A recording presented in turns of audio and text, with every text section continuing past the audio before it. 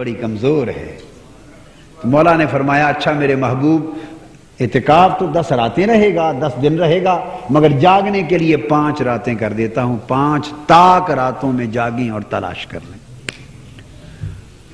اللہ پاک چاہتا تو وہ 1 رات بھی ظاہر کر دیتا، مگر اسے پتا ہے کہ جو چیز اس امت کو آسانی سے مل جائے یہ اس کی قدر نہیں کرتے۔ جو چیز آسانی سے مل جائے اس کی قدر نہیں کرتے۔ جو چیز لینے میں محنت کرنی پڑے اس کی قدر ہوتی ہے، اور جب کوئی چیز چلی جاتی ہے ہاتھ سے کھو بیٹھتے ہیں تب قدر ہوتی ہے۔ جو چیز میسر ہوتی ہے اس کی قدر، یہ صبح و شام اپنی آنکھوں سے مشاہدہ ہم کر رہے ہیں۔ اولاد کو دیکھ رہے ہیں، انہیں ماں باپ کی قدر آج نہیں ہے، گھورتے ہیں ماں باپ کو آج بچے، بے ادبی کرتے ہیں، بولتے ہیں، نالائکی کرتے ہیں، نافرمانی کرتے ہیں، ماں باپ کے ڈانٹ ڈپٹ پر گرم ہوتے ہیں، سمجھتے ہیں ہماری بے عزتی کر دی۔ یہ سب ناسمجھی کی بات ہے، چونکہ ماں باپ میسر ہیں، انہیں خبر نہیں کہ یہ کتنی بڑی نعمت ہے، خبر نہیں کہ کتنی بڑی نعمت۔ میں کبھی کبھی کہا کرتا ہوں کہ بہت سے گوشے ہیں، مگر مجھ سے پوچھا کرو کہ ماں باپ کتنی بڑی نعمت ہے کہ میرے کان ترس گئے ہیں کہ کوئی دنیا میں مجھے طاہر کہہ کے بلاتا ہے، خالی طاہر کہہ کے بلاتا، کان ترستے ہیں۔ یہ یا باپ کہتا ہے یا ماں کہتی ہے، مگر کبھی کبھی یہ شرف طاہر کا لفظ سننے کا، حضور شیخ طریقت سیدنا طاہر علاء الدین قدوۃ الاولیاء جو حضور میرے پیر صاحب تھے، کبھی کبھی وہ کمال شفقت میں ہوتے تو طاہر کہتے تھے، ورنہ وہ بھی پروفیسر صاحب اور ڈاکٹر صاحب وغیرہ کہتے تھے۔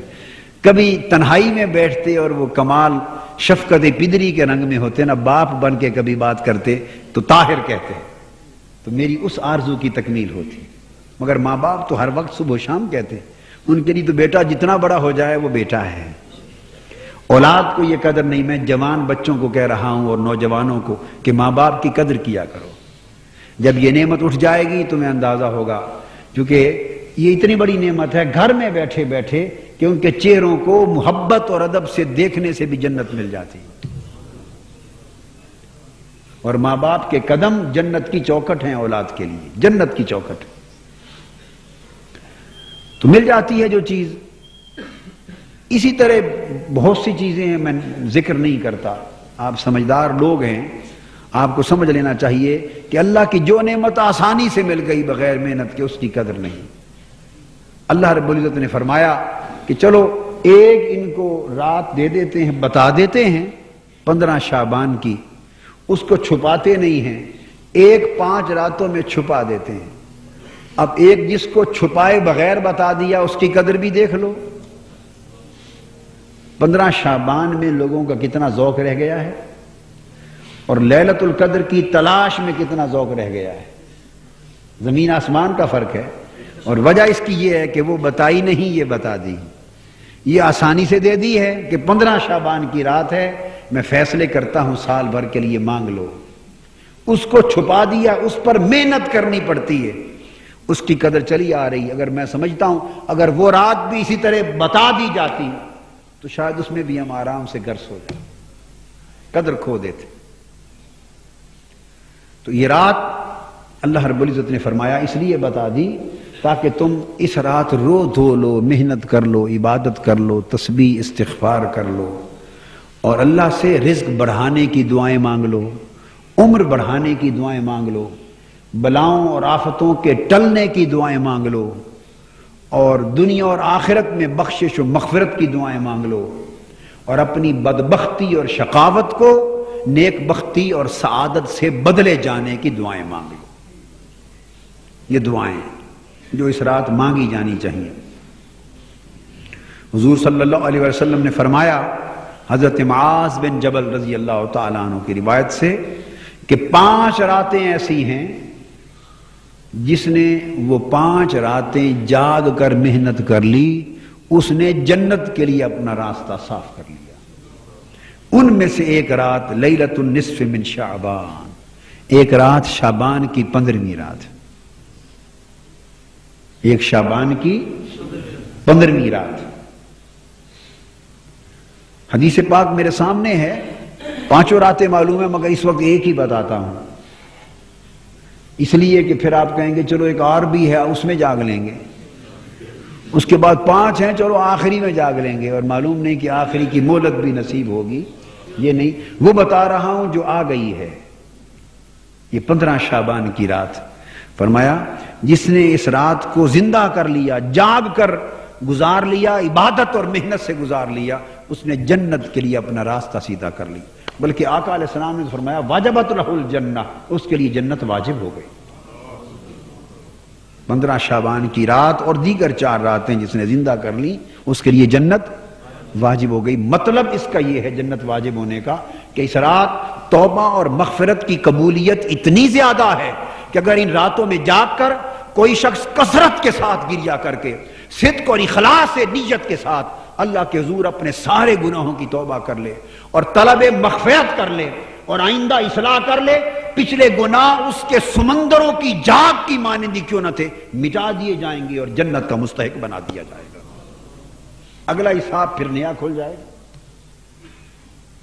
یعنی یہ راتیں اتنی قبولیت والی راتیں ہیں کہ کوئی شخص ان کا صحیح فائدہ اٹھا لے، صحیح فائدہ، اور اس سے توبہ کر کے آئندہ کی اصلاح لے لے، اس کے لیے جنت واجب ہو جاتی۔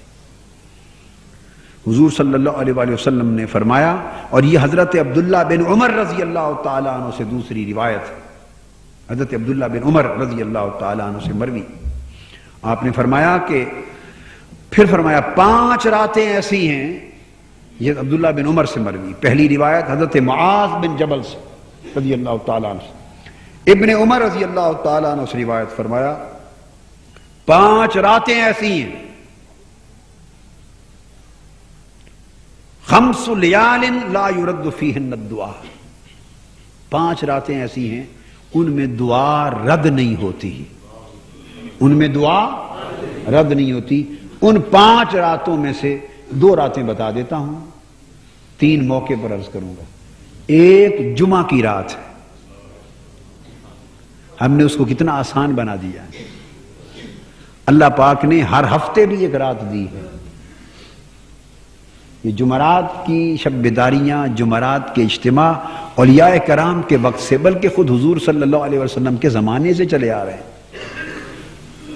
حضرت عبداللہ بن عمر جیسے صحابہ کرام کا معمول تھا کہ جمعرات کو حلقہ ذکر قائم کرتے تھے، بخاری شریف میں جمعرات کو حلقات ذکر قائم کرتے، اور صحابہ کرام کے بعد تابعین، تبع تابعین کے زمانوں سے لے کے آج تک جمعرات کو اللہ کا ذکر، اذکار، عبادت، طاعت اور استغفار کے عمل 14 صدیوں سے چلے آ رہے ہیں۔ اب مادی زمانہ ہے، ہم نے جمعراتوں کو شادیوں کے ساتھ چونکہ متعلق کر دیا ہے، جو راتیں رونے کے لیے تھیں وہ گانے بجانے میں بدل گئیں، جو راتیں اللہ نے رو کر مغفرت مانگنے کے لیے رکھی تھی وہ گانے بجانے کے لیے تھی۔ اور پرابلم بھی اس لیے ہوا کہ چونکہ شادی شریعت نے 1 دن دی تھی، یہ نکاح ہے اور رخصتی، نکاح اور رخصتی، اور بیٹے کے لیے یہ تھا شادی، یعنی ایک بیٹی کے لیے تھی کہ جس دن بارات آئے نکاح کے ساتھ رخصت کر دیں، یہ بچی والوں کے لیے شادی تھی، اور بیٹے والوں کے لیے 2 دن تھے کہ اگلے دن ولیمہ بھی ہو جائے۔ اور ہم نے شادی کو اپنے لیے عذاب بنا لیا ہے، 100 لعنتوں کے توق گلے میں ڈال لیے۔ اب یہ تیل ہو رہا ہے، اب یہ مہندی ہو رہی ہے، اب یہ پتہ نہیں، مجھے تو باقی نام نہیں آتے، کتنے فسادات ہم نے اپنے گلے ڈال لیے ہیں، پیسوں کو حرام کی راہ پہ لٹانے کے ذریعے نکال لیے۔ پہلے چند لاکھ روپیہ تیل پر خرچ کرتے، تیل پر خرچ کرنے کا مطلب یہ ہم جلا رہے ہیں۔ تیل دیوں کے لیے ہوتا تھا، دیے جلتے تھے، تیل جلتا تھا، ہم اب تیل کی جگہ پیسے جلاتے ہیں۔ اور جو خرچ ایک تیل پر کرتے ہیں اس خرچ، وہ خرچ اگر تیل چھوڑ دیں، اگر ہم سارے کے سارے عزم کر لیں جتنے بیٹھے ہیں کہ تیل پر لعنت بھیج دیں، اور جو پیسے آپ ہر بیٹے بیٹی کی شادی کے لیے تیل کے خرچ کے لیے رکھے ہوئے ہیں، اس سے غریبوں کی 4 شادیاں ہو جائیں گی، 4 غریب بیٹیوں کی شادیاں ہو جائیں گی۔ کیا میں آپ سے یہ حق رکھتا ہوں کہ آپ سے یہ وعدہ لے لوں کہ ایک تیل چھوڑ دیں؟